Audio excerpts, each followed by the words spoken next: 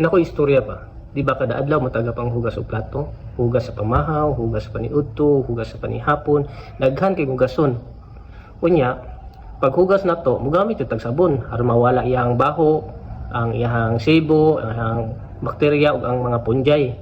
No aron limpyo gyud ang plato. Karon, ang akong pangutana ba?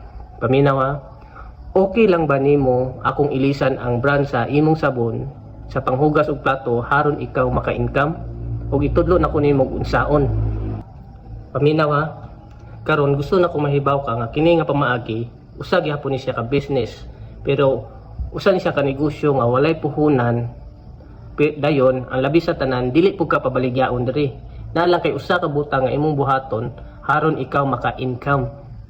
Mao pagtuo lang jud ani nga business, pagsalig lang jud ani nga business, sundan lang ang system nga akong itudlo sa imuha. Kay in 3 months time ko imuha jud ni siyang i-work out, imuha jud ni siya panikamutan, imuha jud siya trabahoon. 10 to 30,000 na imuhang monthly income. Karon maka-decide ka nga galantaw ka sa akong video no.